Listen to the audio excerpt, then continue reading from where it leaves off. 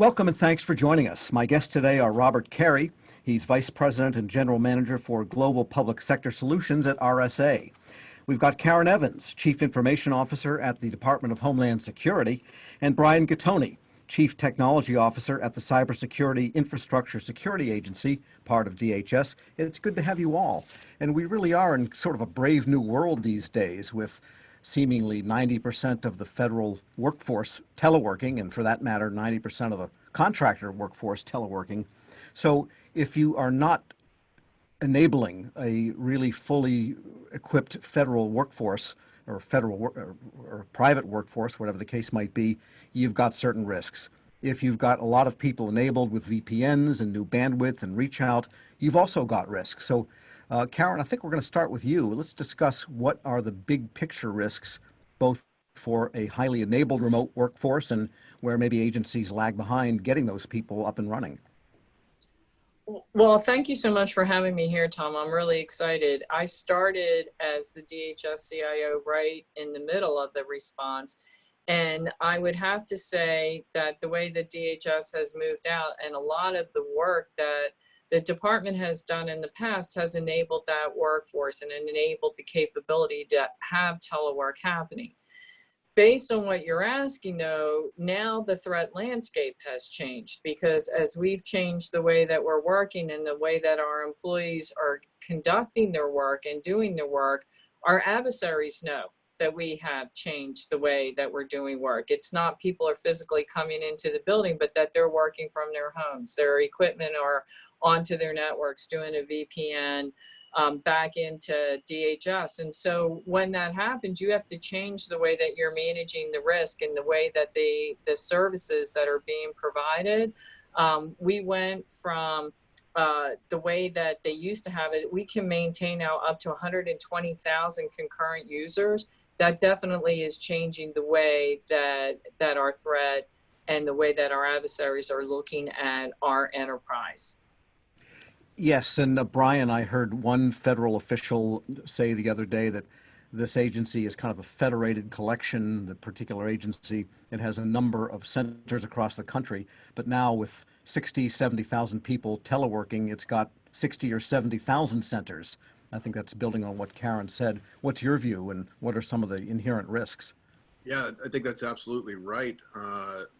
My view is that all the training that individual federal employees go through for their cybersecurity and awareness needs to prepare them to take on additional responsibilities that professional teams like what Karen provides for our department now gets on their shoulders a little bit for the security of their home networks, right? So I'm working from home. I'm an employee of DHS. My wife's working from home. She's an employee of the Department of Interior. My kids are schooling from home and they're all students in the Fairfax County public school system.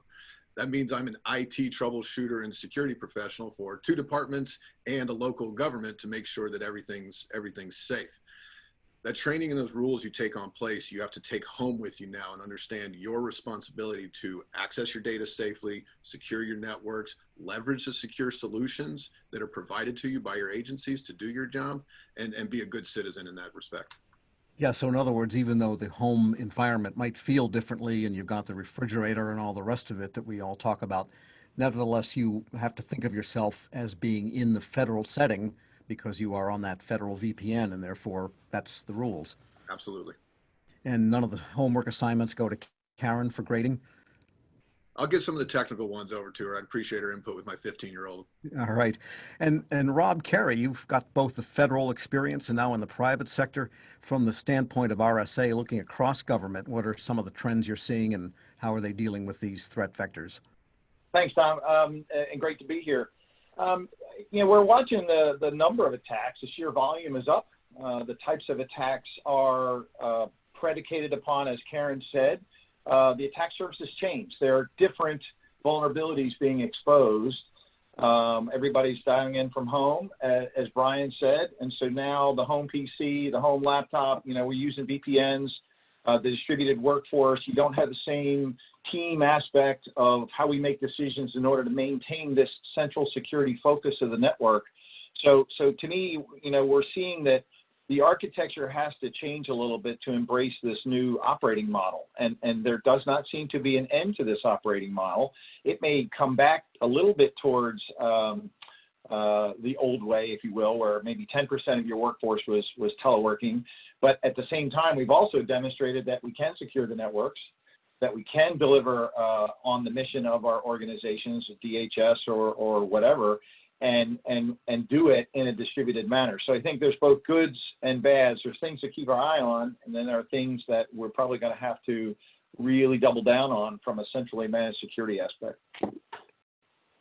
And we've been talking about the attack surface, and maybe we should define that a little bit more carefully, because you've got, as we mentioned, home routers, presumably government-issued equipment on those home routers, but then you've got the VPN, which presumably is encrypted. So how does this attack surface morph and change, and what do the CISOs, CIOs, CTOs need to worry about with this kind of spider-like setup that we've got? Karen?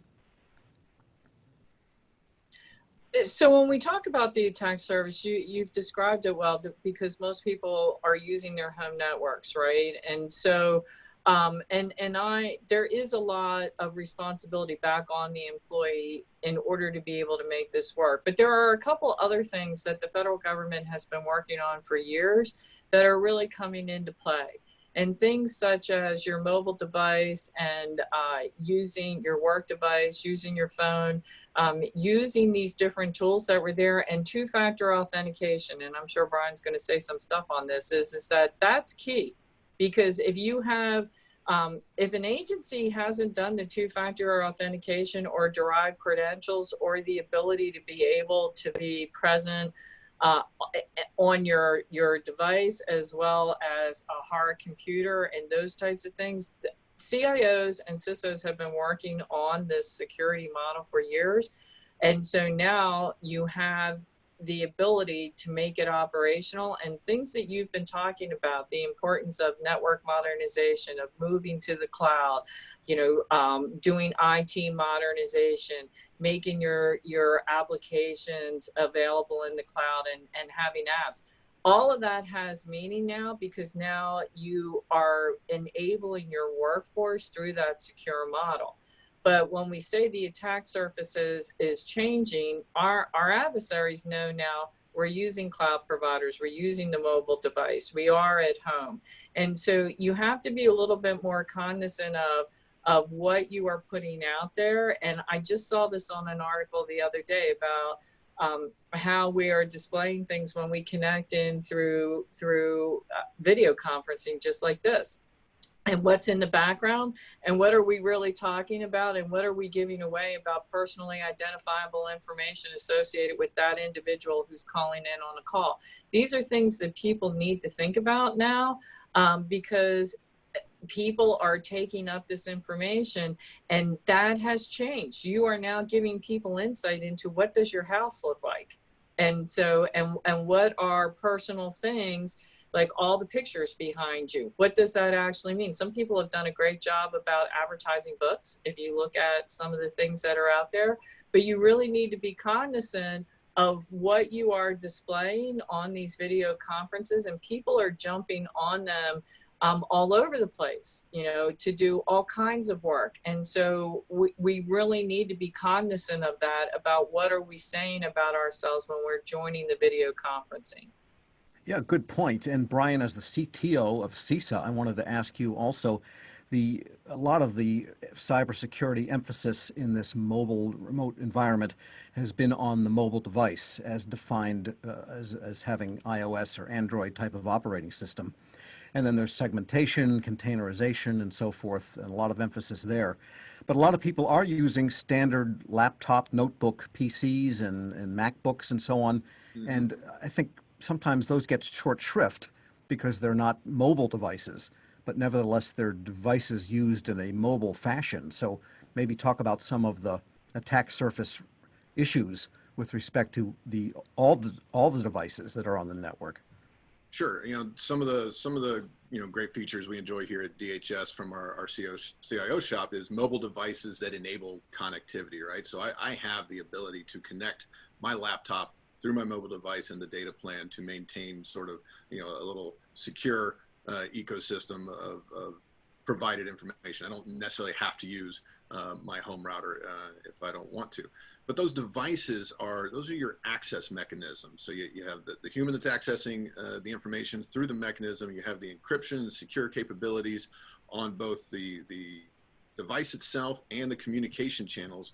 And then you have where the data lies, right? And so one of the focuses to be aware of is the data you're interacting with, doing business on behalf of the government or your company. If the sensitivity is in that data and its protection, know where it is and what protection schemas there are for it. If I'm accessing data through a secure VPN on a secure data service in an unclassified sense, that data protection's on that end. And so I just have to maintain physical control of my device over here and protect it, but the protection's in the actual connections themselves and the data at rest. If you have it at home on your laptop and the data's on your laptop and you've got encrypted drives, again, it comes back to physical control and physical protection of your device, but you can, rest reasonably assured that proper protection schemas are in place for the data there. So taking advantage of the IT modernization, the opportunity to secure, and the technology opportunities that are there with modern computing solutions, protecting your data is really the key. So understanding where it is very helpful in that sense. Yes, and Rob, on that note, there is the question of architecture, because in some cases, mobile devices have been used simply for the display of information, but no processing taking place aboard. But now you're hearing more and more agencies saying, well, there's all that processing power out there that's part of the computing ecosystem. Why shouldn't mobile devices have data and process it locally? And then the second question is the variety of devices, because they have different operating systems, different versions within the families of operating systems. So you get kind of a zoological diversity in what is out there that has to be protected and supported. So what do you see and what do you advise as strategies for all that diversity, I guess you could call it, of architectures and of device species? Well, great question, Tom. I think, based on what Karen and Brian have said, the diversity, we made almost an overnight shift from a reasonably coherent network architecture that we all knew and loved. Our CISOs could reach out and touch everything they wanted, almost everything they wanted, to something that is highly diverse. And to me, it requires a more centralized look at all that broad spectrum of devices and being able to manage and monitor that stuff. So at the end of the day, tying in where's the data. If the data's in the cloud, great. If the data's on a server inside the firewall, you're now penetrating that firewall to get at your work. So now that ecosystem is got a various flavors of whether it's a phone, a tablet, a laptop, a home PC, what have you. You're using PKI, you're using another authentication mechanism. It requires something to manage that holistically and then tell the SOC, hey, something's not right over here, right? Something is erroneous. And so I need to be able to diffuse the diversity of the ecosystem and manage it holistically. And I think that's really the key to this thing, is looking in and not worrying too much about the fact that there is diversity, embracing that diversity, and then creating that single pane of glass back in the SOC for somebody to make decisions. And Karen, of course, Homeland Security operates the CDM program and the guidelines and issues many of the tools for this continuous diagnostics and mitigation. Does all of the remote working affect that program? And can agencies, or have you seen agencies adapt to be able to continuously monitor those devices that are just not within the agency walls anymore? Right. And so when we look at the CDM program that CISA has put in place for all of us to use, and in this particular case, I am a user, just like the rest of the departments and agencies here, as it relates to that. The tools are there. It's to Rob's point about we have to really take a look at what are we now managing and what are we looking at. and what can we, from a technical perspective, actually really be able to monitor on a continuous basis. So I'm going to give an example. I'm sure Brian's going to have some thoughts on this as well, but one of the capabilities that comes up that we are looking at as to the reason why, how we can actually manage this, is the ability to be able to print remotely. Right now, most people are set up in a way where everything is coming in because you're teleworking. And so if I print, when I come into the office, it's actually sitting on my printer.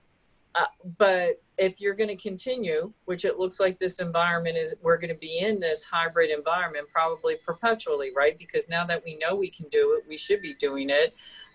You may have to print. So this gets to Brian's point about controlling the data and knowing what your responsibilities are. So this is all, you know, is the data properly marked? Do you have the capability to actually dispose of that document if you print it on a personally owned printer that's connected to your router in your network, even though you're making a VPN connection?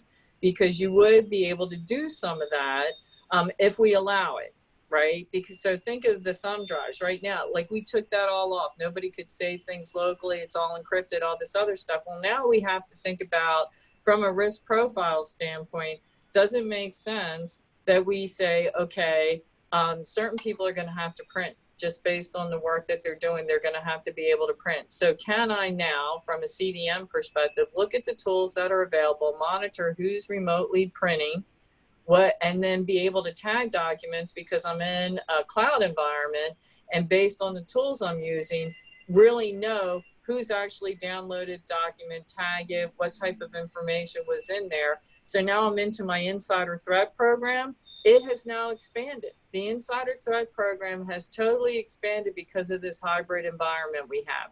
The tools are there. We have to think about what's the risk that we want to manage, and then be able to monitor it, to Rob's point, so that it goes to the SOC and that we know what's going on. All right, Brian, we're going to get to you on this question in just a moment, but first I think we'll take a short break. I'm your moderator, Tom Temin. This discussion is Securing the Telework Workforce, sponsored by RSA here on Federal News Network.